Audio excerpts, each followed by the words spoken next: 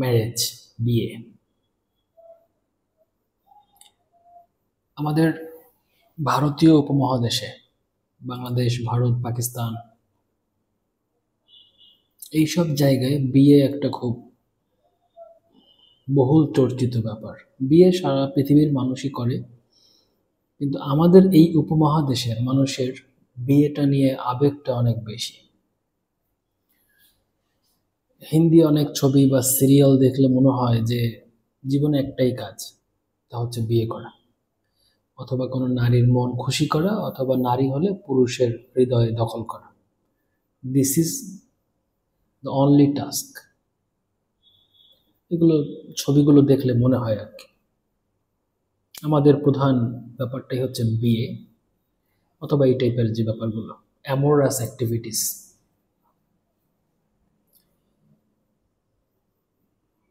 এই বিয়ে আসলে প্রাকৃতিক কোনো বিধান না, এটা শুধুমাত্র মানুষের মধ্যে আছে। একটা সমাজকে সুন্দর করে সাজানোর জন্য, ডিসিপ্লিন রক্ষা করার জন্য বিয়ে প্রথাটা অনেক আগে করা হয়েছে। সকল ধর্মেই আছে, সকল সমাজেই কম বেশি আছে, এভাবে অথবা ওভাবে। বিয়ে কথা শুনলেই যে কারো চোখ মুখ একটু উজ্জ্বল হয়ে ওঠে, এমনকি 80 বছরের বয়স্ক মানুষেরও।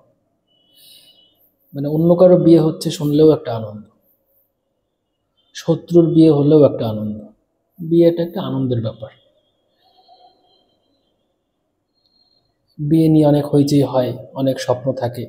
আমাদের দেশের অনেক ছেলে মেয়ে মানে একটু শৈশব পার হবার পরের থেকে বিয়ে করার আগ পর্যন্ত তাদের কি পোশাক পরবে, কিভাবে হাঁটবে, কোন কথা বলবে, কি কোন সাবজেক্টে পড়াশোনা করবে, কোন কলেজে পড়বে, কি পেশায় যাবে, সব কিছুর সঙ্গে একটা ম্যারেজ এর একটা ব্যাপার স্যাপার থাকে। এটা একটা একটা মানে হিসাবের একটা ব্যাপার থেকেই যায়, এটা থাকে। এক এক পেশায় এই পেশা হলে এরকম মেয়ে পাওয়া যাবে, অথবা ছেলে পাওয়া যাবে, বা একটা মেয়ের ক্ষেত্রে এরকম চেহারা হলে ওরকম ছেলে আসবে, ভালো চেহারা হলে আর্মি অফিসার আসবে বা ডাক্তার ইঞ্জিনিয়ার আসবে, একটু চেহারা খারাপ হলে আবার একটু নিচের দিকে চলে যাবে, একটা বাজারের মতো অবস্থা। কিন্তু অত্যন্ত আনন্দের একটা বিষয়, এবং অনেক উচ্চাশা, স্বপ্ন, অনেক দিনের পরিকল্পনা, হইচই, এগুলোর মধ্য দিয়েও বিয়ে হয়। কিন্তু তারপরেও দেখা যাচ্ছে, আমি দেখি আমার আশেপাশে, খবরের কাগজে পড়ি, সমাজে দেখি, নিজের কিছু পরিচিতের মধ্যেও দেখি যে অত্যন্ত আশা নিয়ে এই বিয়েটা করা হয়, বাট অনেক ক্ষেত্রে এটা ফেল হয়ে যায়, প্রজেক্ট ফেল। দেখা যায় যে একটা শান্তির আশায়, স্থিরতার আশায় যে সম্পর্কে জড়ানো হয়, ওই সম্পর্কটাই জীবনকে একেবারে অস্থির করে তোলে। সাধারণ একটা জীবন ছিল, তেমন সমস্যা ছিল না। এখন সমস্যা অনেক ব্যাপক আকার ধারণ করেছে, আনসলভেবল টাইপের। এখান থেকে অনেক দুর্ঘটনাও ঘটে, অনেক সময় সুইসাইড হয়, হত্যা হয়, ডিভোর্স তো একটা সাধারণ বিষয়। প্রেম করেছে, অনেক দিনের প্রেম, বিয়ে করেছে, বিয়ের পরে পরেই মানে বিভিন্ন রকম ঝগড়াঝাটি শুরু হয়েছে, ছাড়াছাড়ি হয়ে যাচ্ছে, তাই নিয়ে অনেক সমস্যা, অনেক ড্রামা, জীবন বরবাদ হয়ে যাচ্ছে। এগুলো দেখা যায়। কেন হয়? ব্যাপারটা খুব অদ্ভুত। আমার আশেপাশে যেহেতু এরকমের অনেক ঘটনা ঘটে, এবং আশেপাশ থেকে অনেক চিন্তার উপকরণ আমাদের মধ্যে আসে, তো সেইভাবে এটা নিয়ে আমার অনিচ্ছাকৃত কিছু ভাবনা অনেক সময় এসেছে। তার কিছু অংশ এখন আমি শেয়ার করছি আর কি, আমার সাথে শেয়ার করছি। আমি যেহেতু আনম্যারিড, অতটা বুঝবো না, উপর থেকে দেখে দেখে যা মনে হয়। এই যে ব্যর্থতা বা যে আশা করা হয়েছিল এরকম জীবনটা হবে, আমরা এরকমভাবে ঘুরবো, তারপরে সন্তান হবে, তারপরে এই করব, তারপরে ওই করব, বাংলা সিনেমার মতো যে জসিম ঠেলাগাড়ি ঠেলতে ঠেলতে হঠাৎ করে একটা অটোরিকশা কিনে ফেলেছে, ওখান থেকে ট্রাক, ট্রাক থেকে আরো বড় কিছু, এরপরে একদম গার্মেন্টসের মালিক, তারপরে সাবানার স্বামী। কিন্তু আমাদের বাস্তবে অনেক সময় ওরকম হয় না, সম্পূর্ণ উল্টোও হয়। এর পিছনে কিছু কারণ আছে। আমার আমার ছোট্ট দৃষ্টিতে কিছু কিছু বিষয় ধরা পড়ে। এই প্রজেক্ট বিয়ে, বিয়েটা কোনো ফানি বিজনেস না।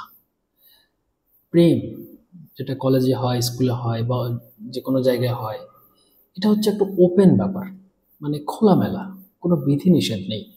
লুকোচুরি আছে, লুকোচুরি আছে, বিরহ আছে, ভালো লাগা আছে, অসম্ভব সুখের অনুভূতি আছে, কিন্তু বাধা ধরার নিয়ম নেই।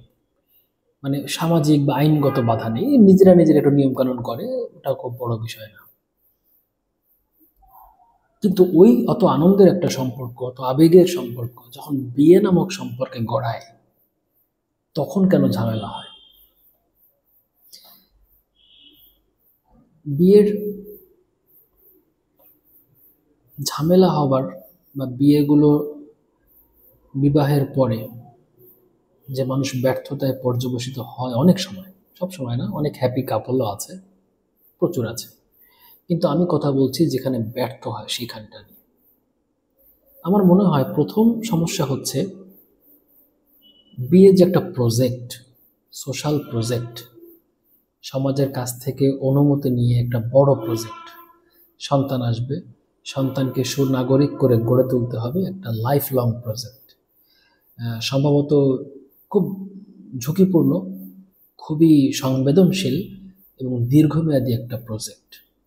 এটা একেবারে মৃত্যু পর্যন্ত চলে।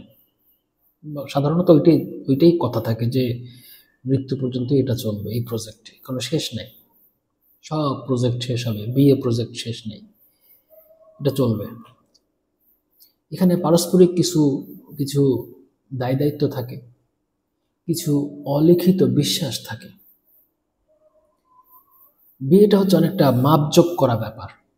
আর ফুচকা খাওয়া, রাস্তার প্রেম, কলেজের প্রেম, এটা হচ্ছে কোনো বাউন্ডারি নেই, এখানে ভুল হতে পারে, অনেক কিছুই হতে পারে। কিন্তু বিয়ের সম্পর্কটা হচ্ছে একটা খুব মাপা খেলা, এবং এই খেলায় ভুল করলে, ফাউল হয়ে গেলে অনেক ঝামেলা আছে। এই জন্য অনেক সময় দেখা যায় গভীর প্রেম যখন বিয়ে সম্পর্কে জড়ায়, ওখানে তারা টিকতে পারে না, কারণ এতদিন তারা একটা রোমান্টিক কল্পনার একটা খোলা জায়গায় তারা ছিল, আটকা ছিল না, আবদ্ধ ছিল না, তারা খোলা মাঠে খেলেছে। কিন্তু হঠাৎ করে তারা একটা ছোট জায়গায় আটকা পড়ে গেছে, নানা রকম শর্তের বেড়া জালে, সামাজিকতার বিভিন্ন শর্তে আটকা পড়ে গেছে, এবং সেগুলো তাদের ফিল আপ করতে হবে। এটাই বিয়ে। আমার মনে হয় অনেক ক্ষেত্রে এই বিয়ে সম্পর্কটা ব্যর্থতায় পরিণত হওয়া, পর্যবসিত হওয়া, বা যে আশা করে যাওয়া সেই আশা না হওয়ার পেছনে প্রথম কারণ হচ্ছে এই প্রজেক্টটা বুঝতে না পারা। যে আসলে একটা আমি কি করতে যাচ্ছি, আমি যে একটা সিগনেচার করলাম ম্যারেজ কন্ট্রাক্টে, আমি কেন সিগনেচার করলাম? ছেলেও বোঝে না, মেয়েও বোঝে না। কারণ বিয়ের কথা বলতে গেলেই একটা মানে হুড়োহুড়ির ব্যাপার, এবং অনেক ইনফ্লুয়েন্সার থাকে, আমাদের গুরুজন, বন্ধু বান্ধব, নানা রকমভাবে তাদের কথাগুলোই বলতে থাকে, তারা যা বোঝে সেগুলোই আমাদের কানে হরহামেশা ঢোকাতে থাকে।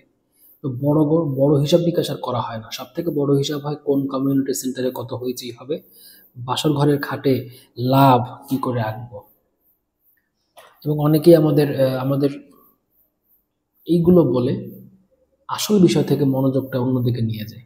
প্রজেক্ট সে আর বুঝতে পারে না যে আসলে সে কোথায় হাত দিয়েছে, এখানে কি কি দায় দায়িত্ব আছে, কি কি তাকে মেনটেন করতে হবে। এগুলো ভাবার মতো সময় সে পায় না, বা তার ভাবনার মধ্যে আসে না। এই প্রজেক্ট বুঝতে না পেরেই একটা বড় প্রজেক্টে ঢুকে যাওয়া, যে আসলে এই প্রজেক্ট মেনটেন করার মতো মেন্টাল ক্যাপাবিলিটি আমার আছে কিনা, ইকোনমিক্যাল ক্যাপাবিলিটি আছে কিনা, বা যদি না থাকে তো আমি কি করে মেনটেন করব, ব্যাকআপ প্ল্যান কি? অনেকেরই এটা ভাবা হয় না। বিয়ের শাড়ি পাঞ্জাবি এখানেই মূল চিন্তাটা চলে যায়। এটা একটা কারণ। ভালোবাসা এবং বিয়ে দুটার মধ্যে কোনো মিলই নেই। বিয়ের পরে ভালোবাসা থাকতেও পারে, নাও থাকতে পারে, কারণ বিয়ের মুখ্য উদ্দেশ্য ভালোবাসা না।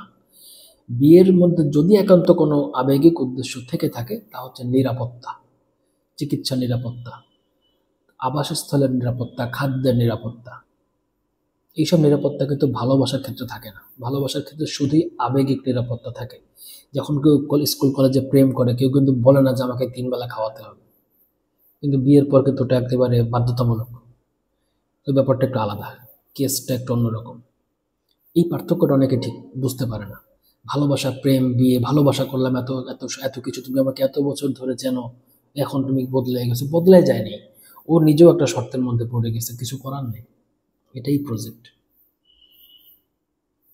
বিয়েটা ছিল ওর বাবার বাড়ি থাকতো, খাইতো, মাঝে মাঝে আসতো, রঙিন পোশাক পরে, এক এক সময় এক এক রকম আবেগের কথাবার্তা। বিয়ের সময় নানা রকম প্রয়োজন শর্ত আসলে আবেগটা একটু ফিকে হয়ে যায়, একসময় থাকেই না। এই পার্থক্যটা না বোঝা, এটাও একটা কারণ। দুটো মানুষ একসঙ্গে থাকবে অনেক বছর, মানে তাদের যে যৌবন, যে যৌবনকে দেখে তারা বিয়ে করতে নেমেছে, তাই না? আমি নদীতে নেমেছি জোয়ার দেখে, কিন্তু এই নদীতেই তো ভাটা আসবে, তাই না? চর পড়বে, ভাটি হবে। কিন্তু আমাদের হিসাব থাকে জোয়ার নিয়ে, আমরা যৌবন দেখে পছন্দ করি, তাই না?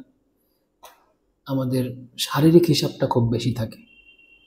কিন্তু একই মানুষ যৌবনে যেরকম, মধ্যবয়সে কিন্তু সেরকম না, আবার বার্ধক্যও সেরকম না। আবার এই মানুষগুলোর চাহিদাও কিন্তু পাল্টে পাল্টে যায়। যৌবনে চাহিদা থাকে আমার সঙ্গে একটু চলো, একটু পার্কে যেয়ে বসি, বা সুন্দর একটা পাঞ্জাবি পরো বা শাড়ি পরো, অমুক জায়গায় ঘুরে আসি। খুব আবেগের কথা, বৃষ্টি পড়ছে, রিনিঝিনি শব্দ হচ্ছে। একটু মধ্যবয়সে গেলে রিনিঝিনি শব্দ থেকে টাকার কয়েনের শব্দ, টাকার খসখস শব্দটা বেশি দরকার। ফলে যে মানুষটাকে আমি চিনেছি যৌবনে, মধ্যবয়সে তাকে অচেনা মনে হতে পারে। কারণ যৌবনে যখন কাছাকাছি আসা হয়, শারীরিক মানসিক প্রয়োজনগুলো খুব দ্রুত মিটে যায়। বিশেষ করে আমাদের যে ফিজিক্যাল ডিজায়ারগুলো, যেটা বিয়ের সময় খুব একটা বড় প্রভাবক হিসেবে কাজ করে, কিছুদিন পরে এটা ফেড হয়ে যায়। কারণ কোনো কিছু জানা হয়ে গেলে, অ্যাভেলেবেল হয়ে গেলে তার আকর্ষণটা আর থাকে না। এটা অনেক আগের কথা, পুরনো কথা। তো কিছুদিন পরে যখন ফেড হয়ে যায়, ওই বিশাল একটা আকর্ষণ, শারীরিক আকর্ষণ, আবেগিক আকর্ষণ, যে তাকে নিয়ে পূর্ণিমা রাতে নৌকায় ঘুরবো। কত মানুষ কত কথা বলে, কয়জন লোককে পূর্ণিমার রাতে নদীতে দেখা যায় নৌকা নিয়ে? থাকে না। অন্য প্রয়োজন চলে আসে, অন্য চাহিদা চলে আসে, সময়ের সঙ্গে সঙ্গে চাহিদা বাড়ে কমে। তো দুইটা মানুষ যখন এক জায়গায় আসবে, তখন তাদের বুঝতে হবে যে আমরা কোন ভিত্তির উপর আমরা এক জায়গায় থাকবো। আমরা কি শারীরিক চাহিদা, ওর শরীরটা খুব সুন্দর, দেখতে সুন্দর, বা ছেলেটা খুবই মানে একেবারে পৌরুষদীপ্ত, এইটা দেখে কি এই ভিত্তির, এই বেসের উপর কি আমরা কাছাকাছি আসব? ওর অনেক টাকা আছে, বা ওর অনেক টাকা আছে, এই ভিত্তি করে কাছে আসব? সামাজিক মর্যাদার ভিত্তিতে কাছে আসব? দেখো, এগুলো সবই ভোলাটাইল, বাড়ে কমে। আজকে তুমি যা দেখে কাছে আসছো, কালকে সেটা নাও থাকতে পারে। এটাই হয়। সুতরাং যখনই আজকে যে ভিত্তির উপর দাঁড়িয়ে একটা ছেলে একটা মেয়ে কাছে আসবে, 10 বছর পরে যখন এই ভিত্তিটা থাকবে না, নড়ে যাবে, নেই, যা দেখে এসেছিল সেইটা এখন আর নাই, সেই যৌবন নেই, বা সেই টাকাটা নেই, বা সেই সম্মানটা নেই, তখন তারা সম্পর্কটাকে শূন্য মনে করা শুরু করবে, যে ঠকে গেছি। সকলের চাহিদা সমান থাকে না, কারো শারীরিক চাহিদা বেশি থাকে, কারো মানসিক চাহিদা বেশি থাকে, কারো আবেগিক চাহিদা বেশি থাকে। এই ক্ষেত্রে কিছু ভিত্তি স্তম্ভ বুঝে নেওয়া দরকার, যে আসলে আমরা কি করতে যাচ্ছি, কিন্তু এই প্রশ্নগুলো আমাদের করা হয় না। আমরা একজন আর একজন কতটা জানতে চাই না। আমরা ছবি দেখে ডিসিশন নিয়ে ফেলি। হ্যাঁ, দারুণ। এই তো, এর সঙ্গে থাকা যায়। কি অসাধারণ! দেখেন তো পছন্দ হয়েছে কিনা। হ্যাঁ, পছন্দ হয়েছে। অনেক হিসাব নিকাশ বাদ রয়ে যায়। একটা হিসাবই করা হয়, শারীরিক হিসাব, সৌন্দর্যের হিসাব। কিন্তু এটা কিছুদিন পরে থাকে না। একজন মানুষ, তার শরীর বুড়ো হয়ে যায়। 18 বছর বয়সের, 21 বছর বয়সের একটা ছেলে, সে 21 বছর বয়সে, 22 বছর বয়সে তার যে উৎসাহ, উদ্দীপনা, চিন্তা, রোমান্টিসিজম, এইটা তার 81 বছর বয়সে বা 61 বছর বয়সে থাকবে না। তবে 21 বছর বয়সের যে নীতি, চরিত্র, আচরণ, এটা থাকবে। আমরা যখন একজন আরেকজনের সঙ্গে থাকি, সে পুরুষ হোক নারী হোক, আমরা শরীরের সাথে আসলে থাকি না, আমরা থাকি তার চিন্তার সাথে, তার মনের সাথে। খুব সুন্দর চেহারা, কিন্তু ভিতরে হিংস্রতা বা খুব রাগ, খুব হিংসা, কতক্ষণ থাকা যায়? এই এই শরীর নিয়ে, শরীরের আকর্ষণে কতক্ষণ থাকা যায়? মনটা বিষাদ হয়ে যায়। তখন এই রূপের যে ফাঁকি, শুভঙ্করের ফাঁকিটা দেখা যায়। লেফাফা দুরস্ত, পোশাকটাই সুন্দর, প্যাকেটটাই সুন্দর, ভিতরে জিনিসটা ভালো না। কিন্তু আমরা প্যাকেট দেখেই লাভ দিয়ে পড়ি অনেক ক্ষেত্রে।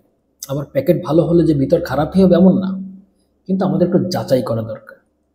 শুধু প্যাকেট দেখে, কারণ প্যাকেটটা থাকে না, কিছুদিন পরে ভেতরের জিনিসটাই থাকে, তার সঙ্গেই থাকতে হয়।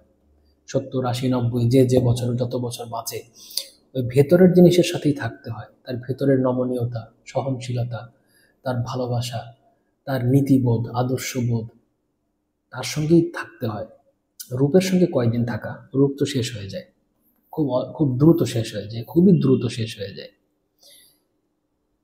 তো এই কোন ভিত্তিতে আমরা কাছাকাছি এসেছি, থাকতে চাই, এটা ঠিক করা খুব জরুরি। কারণ ভিত্তি যত শক্ত হবে, সম্পর্কটাও তত দৃঢ় হবে। ভিত্তি যত দুর্বল হবে, সম্পর্কটা ততটাই ঠুনকো হবে, টিকবে না। ধরা যাক কোনো এক পুরুষ খুবই কামুক, সে বিয়েই করেছে তার ওই কারণে, শারীরিক সৌন্দর্যের কারণে। কোনো কারণে তার স্ত্রী বাবার বাড়িতে অসুস্থতার হোক বা যে কোনো কারণে হোক, দীর্ঘদিন ধরে সে পড়ে আছে, তার সমস্যা, শারীরিকভাবে সে সমস্যার মধ্যে আছে, বিপদের মধ্যে আছে, তার জীবন বাঁচে না। এই পুরুষ যে ভিত্তির উপর দাঁড়িয়ে বিয়ে করেছিল, শারীরিক সৌন্দর্য, এই পুরুষ তখন অস্থির হয়ে যাবে। সে তার লয়্যালটি অনেক ক্ষেত্রেই ধরে রাখতে পারবে না, হয় পরকীয়ায় জড়িয়ে যাবে, অথবা আর একটা বিয়ে করে ফেলবে, সম্পর্কটা শেষ করে দেবে। এটা নারীর ক্ষেত্রেও প্রযোজ্য, হামেশা দেখা যায়। আমাদের সমাজে যত পরকীয়া সম্পর্কগুলো বা অনৈতিক সম্পর্কগুলো দেখা যায়, সবই এখান থেকে আসে। চাহিদার তারতম্য, এক একজনের এক এক রকম চাহিদা। কারো ভালোবাসার চাহিদা, ভালোবাসা দিলে অনাদিকাল থাকতে পারে, ভালোবাসা চাই, সম্মান চাই, মানে আমার একটা আবেগিক চাহিদাটা পূরণ করতে হবে। তো পারস্পরিক এই যে ভিত্তিটা, কোন ভিত্তিতে আমরা কাছে এসেছি, এটা জানাটা খুব জরুরি। কেন আমরা এই কাজটা করতে, দুজন মিলে করবোটা কি, একটা প্রজেক্ট করব, কিছু কাজ করব জীবনে, এই বিষয়ে দুজন একমত কিনা, এটা একটা ব্যাপার। বিয়ের সময় যখন ছেলে মেয়ে পরস্পরকে দেখে, কি দেখি আমরা? একজন আরেকজনের দিকে তাকালে শরীরটাকে দেখি, তাই তো? আমরা কিন্তু মানসিক শরীরটা দেখি না, মানুষের মনের একটা শরীর থাকে।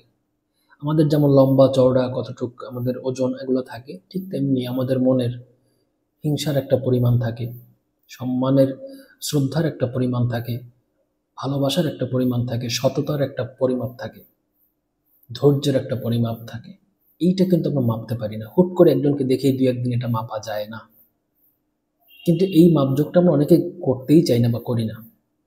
আমরা শারীরিক সৌন্দর্যে বা আর্থিক সৌন্দর্যে অভিভূত হয়ে যাই, এই হিসাবগুলো বাদ থেকে যায়। এখান থেকে একটা গন্ডগোলের জন্ম হয় পরবর্তীতে। কীরকম হতে পারে? ধরা যাক আমি চাই যে সকালে উঠে আমি, ধরা যাক আমি কি বলবো, বার্টন রাসেলের লেখা পড়তে খুব ভালোবাসি, তার বইগুলো ভালোবাসি। আমি যে কোনো একটা বিশেষ সময় আমি বার্ট্রান্ড রাসেলকে প্রচণ্ড শ্রদ্ধা করি।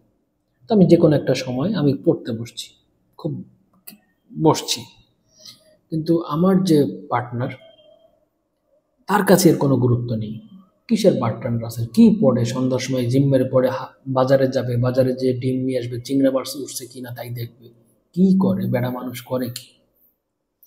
তো যখনই আমি আমার অত্যন্ত শ্রদ্ধার একটা জায়গায় আমি যখন অত্যন্ত ভাব নিয়ে বসবো, তখন এরকম কথা আসবে প্রতিনিয়ত, ওখান থেকে একটা দূরত্বের তৈরি হবে, পারস্পরিক শ্রদ্ধা নষ্ট হবে, যে আমি যাকে শ্রদ্ধা করি তুমি তাকে করো না। খুব স্পষ্টভাবে এই দুই দিকে চলে যাবে। সাংসারিক যে সমস্যাগুলো হয়, যে বিদ্বেষগুলো হয়, এগুলো কিন্তু বজ্রপাতের মতো না যে হঠাৎ করে বড় একটা কিছু। এগুলো হচ্ছে সবই ক্ষুদ্র ক্ষুদ্র পলি মাটির মতো, একটু একটু করে বিদ্বেষ জন্ম নেয়, একটু একটু করে রাগ অভিমান জন্ম নেয়, নিতে নিতে বেড়ে যায়, ওখান থেকেই বড় একটা সমস্যা হয়ে দাঁড়ায়।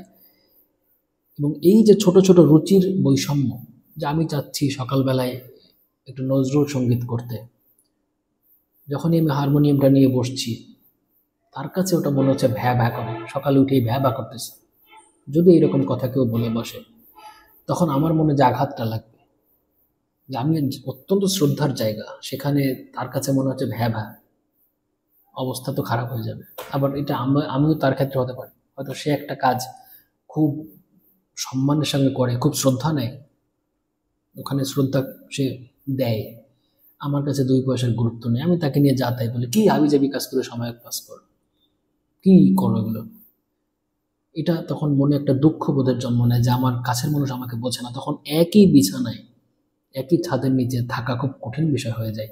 আমি যাকে পছন্দ করি না, যার সঙ্গে আমার কোনো রুচির মিল নেই, শুধুমাত্র একটা চুক্তিপত্রে সই করার কারণে অনেক দিন ধরে আমাকে একই খাটে ঘুমাতে হবে বাধ্যতামূলক, ব্যাপারটা খুব তখন ভয়াবহ আকার ধারণ করে। ওখান থেকে বিদ্বেষ আসে, সমস্যা তৈরি হয়, বিচ্ছেদ হয়ে যায়।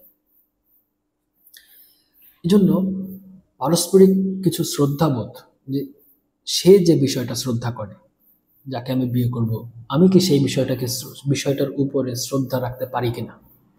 যদি না পারি, সম্পর্কে না জড়ানোই ভালো। আমার শ্রদ্ধার জায়গাকে সে শ্রদ্ধা করে কিনা, সে কিভাবে মূল্যায়ন করে। যদি করতে না পারে, যদি পারস্পরিক শ্রদ্ধার কোনো জায়গাই না থাকে, শুধুমাত্র শারীরিক বা আর্থিক কারণে বা রূপের কারণে আসা সম্পর্কটা টেকে না। কারণ কিছুদিন পরেই অশ্রদ্ধা দেখা দেয়। বড় বড় অনেক সেলিব্রিটির বিবাহ বিচ্ছেদ হয় না, কেন হয়? কি অভাব না, কি অভাব আছে? এই এই রেসপেক্ট, পারস্পরিক কোনো শ্রদ্ধার জায়গা নেই, বা মনের মিল হচ্ছে না। এই মিলটা করা খুব জরুরি। গুরুত্বপূর্ণ কিছু প্রশ্ন আছে যেগুলো আমরা করতে চাই না বা পারি না বা বলতে চাই না। কোনো মেয়ে বা কোনো ছেলেকে বিয়ের আগে একসঙ্গে বসে আলাপ করবে যে যে বিয়ের সঙ্গে তো ফিজিক্যালিটিও খুব জরুরি, এই বিষয়ে আপনার কি মত, বলবে? বলে না। কিন্তু এটা নিয়ে অন্তত কৌশলে হলো এটা নিয়ে বোঝার দরকার, যে একটা মেয়ের মনে তার স্বামীকে নিয়ে একটা ইমেজ থাকে ছোটবেলা থেকে, একটা সে ভাবে যে আমার স্বামী এরকম হবে। ঠিক তেমনি একজন পুরুষের মনেও তার স্বামীকে, এই স্ত্রীকে নিয়ে একটা ইমেজ থাকে। দুইজনের ইমেজ পাশাপাশি নিয়ে দেখতে হবে মেলে কিনা, কাছাকাছি আছে কিনা। যদি একটু হেরফের হয় 19-20, ওটা মানিয়ে নেওয়া যাবে। কিন্তু যদি হয়ে যায় 18 আর 1800, তাহলে তো সম্ভব না। যে আমি যেরকম স্ত্রী চাচ্ছি, আসলে তার হাজব্যান্ডের ছবিটা সেরকম না।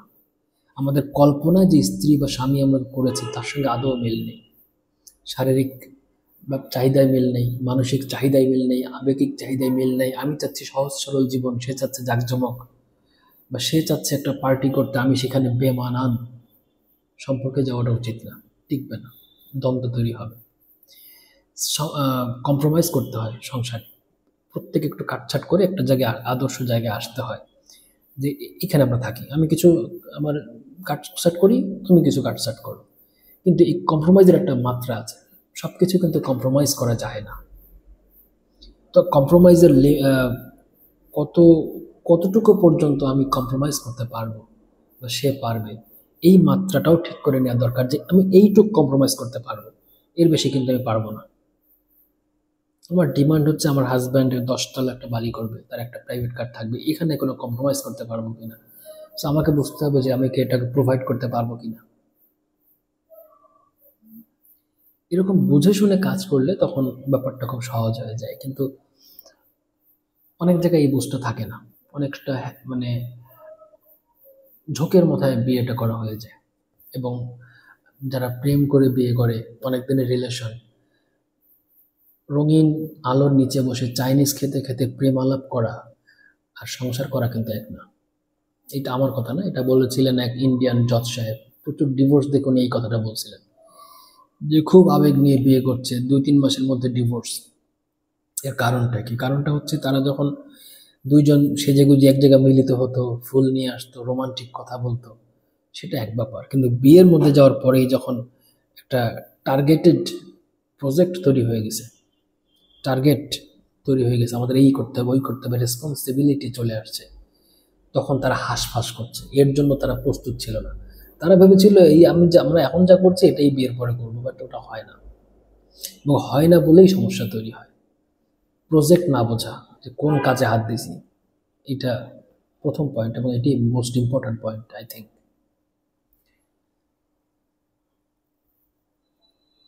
আরেকটা বিষয় আছে জীবন দর্শন, বিশ্বাস। বিশ্বাস একটা বড় ব্যাপার। বিশ্বাস এক একজনের এক এক রকম, আবার বিশ্বাস একই হলেও তার তীব্রতা আবার কম বেশি থাকে। কেউ ধার্মিক, সাধারণ ধার্মিক, কেউ আছে কড়া ধার্মিক, কেউ আছে একেবারে ধার্মিকই না, নাস্তিক। খুব আবেগ নিয়ে টাকা পয়সা চাকরি বাকরি সব হিসাব নিকাশ করে বিয়ে করার পর দেখা গেল মেয়ে খুব আস্তিক, ছেলে একেবারে নাস্তিক। এখন এইটা নিয়ে একটা বিশ্বাসের তারতম্য তৈরি হয়ে গেছে। একজন যা প্রচণ্ডভাবে যাকে বিশ্বাস করে, আর একজন তাকে তার অস্তিত্ব স্বীকারই করে না, অবস্থা কেমন হবে? এটা নিয়ে একটা দ্বন্দ্ব তৈরি হবে।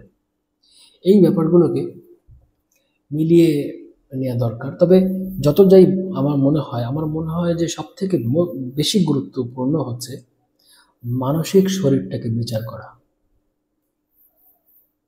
আমরা একটা সুস্থ সবল মানুষের সাথে আমাদের সম্পর্কটা থাকবে, এটা তো ঠিক আছে, দরকার আছে, সন্তানের ভবিষ্যতের জন্য দরকার আছে।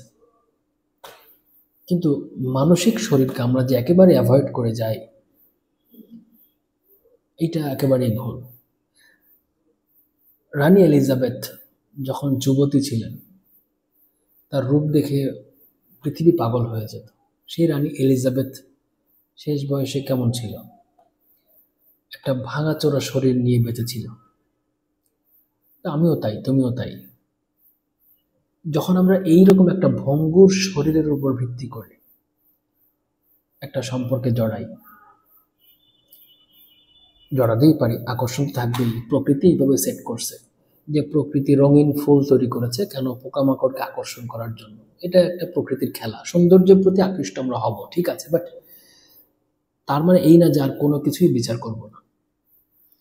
রানী এলিজাবেথ যখন বৃদ্ধ হয়ে গিয়েছিলেন, তার যত মহানুভবতা, গুণ, চিন্তার উচ্চ মার্গের অবস্থা সবই তার মধ্যে ছিল, যেটা যৌবনেও তার ছিল, একই জিনিস, বা বাড়ছে আরো, তাই না? কিন্তু যৌবনটা বা শারীরিক সৌন্দর্যটা কিন্তু কমে গেছে। মানে তার জ্ঞান, তার আচার আচরণ, ওই পারিবারিক ঐতিহ্য বেড়ে গেছে। বয়সের সঙ্গে সঙ্গে উইথ এইজ কামস উইজডম আসছে, কিন্তু রূপটা ভেঙে গেছে, শরীরটা সেই রকম নাই। তো আমি যখন একটা শরীরকে ভালোবেসে তার সঙ্গে থাকতে চাই, ওটা আমাকে একসময় হতাশ করে দেবেই, কারণ ওটা থাকে না। এমন একটা জিনিসের প্রতি আমি ভিত্তি স্থাপন করেছি, বিশ্বাসের আকর্ষণ তৈরি করেছি, যা আসলে থাকে না। তো আমি তো হতাশ হবই। এবং ওই যে আমার একটা চাহিদা ছিল, চাহিদাটা পূরণ হচ্ছে না, বা চাহিদা পূরণ করতে পারছে না, যেহেতু দেনা পাওনার সম্পর্ক, যে আমি তোমাকে এটা দেবো, তুমি আমাকে ওটা দেবা, তখনই কিন্তু একটা মানসিক বিদ্বেষ তৈরি হয়। আমি যতই যুক্তি প্রবণ, মানে একটা ভদ্রলোক হই না কেন, মন আমাকে খোঁটা দিয়ে যাবে। যে তুমি যা চেয়েছিলে তা কিন্তু আর নেই। তখন মানুষে মানুষে ভালোবাসাটা আর থাকে না, যেখানে খুব দেনা পাওনা চলে। বিয়েটা এক প্রকার দেনা পাওনা, এখানে অনেক হিসাব নিকাশ করা হয়, আর্থিক সামাজিক বহুত কিছু হিসাব করা হয়।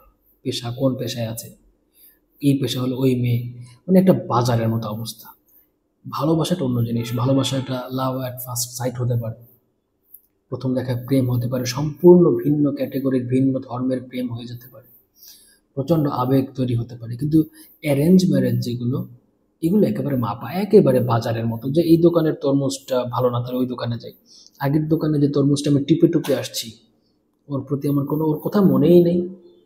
একেবারে বিজনেস, মানে একটা কন্ট্রাক্ট, সোশ্যাল কন্ট্রাক্ট, যে তুমি বিয়ে করবা, সামাজিক অনুমোদন দেওয়া হলো, সন্তান তোমরা একসঙ্গে থাকতে পারবা, সন্তান উৎপাদন করতে পারবা, তাকে মানুষ করতে পারবা, সামাজিক বিধিবিধান মতো চলতে হবে, এবং এর বাইরে গেলে শাস্তিও পেতে হবে, জেলে যেতে হবে, জরিমানা দিতে হবে, সামাজিকভাবে হেনস্থা হতে হবে। It's not a funny business at all. অনেকে এটাকে ফানি বিজনেস মনে করে এবং তারাই একসময় সমস্যায় পড়ে। আমাদের সম্পর্কগুলো সুন্দর হোক, মানুষের জীবন সুন্দর হোক, তারা যে আশা করে সামনে আগাচ্ছে, সম্পর্ক তৈরি করছে, এটা আরো সুন্দর হোক, প্রাণবন্ত হোক, মানুষের হিসাবগুলো আরো যথাযথ হোক, এই কামনা।